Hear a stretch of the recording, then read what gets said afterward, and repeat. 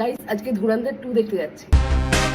তার সাথে বলি অনেকে ফাউন্ডেশন কিনে নেয় আর বুঝতে পারে না যে সকালে কি মেখে যাবে। পরপর কোন স্টেপ গুলো আসে। First step face wash. তোমাদের যে কোনো ফেস ওয়াশ তোমরা ইউজ করতে পারো। Second step toner. যে টোনারটা তোমরা রেগুলার ইউজ করো সেই রকম একটা টোনার ইউজ করে নেবে। 3 number step light moisturiser. Dot and key vitamin C plus E moisturiser. এটা দিয়েছে গাইস অ্যাস্থেটিক ভাবে মাখার জন্য। দুদিন বাদে এটা আর খুঁজে পাওয়া যাবে না। এর ডাব্বাটা এত কিউট। ময়েশ্চারাইজারটা নতুন নিয়েছি গরমের জন্য। এবার 1 মিনিটের জন্য মুখটাকে রেস্ট দেবে। 4 নাম্বার স্টেপ সবচেয়ে ইম্পর্টেন্ট স্টেপ সানস্ক্রিন। যেহেতু মেকআপ করবো তাই অনেক বেশি সানস্ক্রিন ইউজ করা যাবে না। বাইরে বেরোনোর সময় আমি অনেকটা সানস্ক্রিন মেখে যাই। ইন প্রিপারেশন ডান। এবার আমরা মেকআপে যাবো। 5 নাম্বার স্টেপ প্রাইমার। তোমার পছন্দের যে কোনো একটা সিলিকন প্রাইমার। দেখবে মুখটা অনেকটা স্মুথ হয়ে গেছে। 6 নাম্বার স্টেপ ফাউন্ডেশন।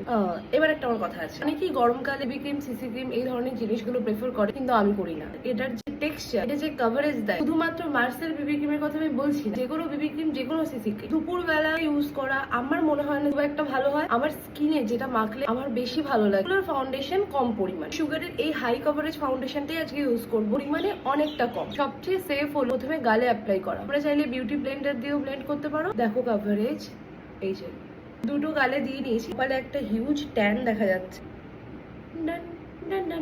এটা কত সুন্দর পিগমেন্টেশন হাইড করে দেখেছো। আর আসল জায়গা না আপার লিপ, যেটা সব থেকে বেশি ঘামে। অর্জুন সরকার এটুকুনি ছিল, সেইটাকে এরকম ভাবে ব্লেন্ড করো। লাশের মধ্যে এটাকে না হাতে কিছুক্ষণ ব্লেন্ড করো। এবার ব্যাস ডান। 7 নাম্বার স্টেপ ব্লাশ আর control.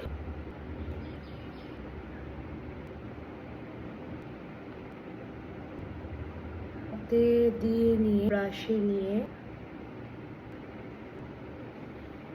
8 number step settings powder বা ফিনিশিং পাউডার অথবা compact powder. Setting finishing powder দিয়ে নিয়েছি। এটাকে বেশ কিছুক্ষণ রাখতে হবে। কম্প্যাক্ট দিয়ে একটু ঝেড়ে নেবো মুখটা। সিম্পল একটা আই লুক করেছি। তোমরা যদি চাও সকালবেলা এরকম একটা লুক করতে, অবভিয়াসলি করতে পারো। So this is my final look. আমি বাড়িতে দেখাতে পারিনি, অনেকটা লেট হয়ে গেছিল গাইস। চলো ধুরন্ধর দেখে আসি। টাটা।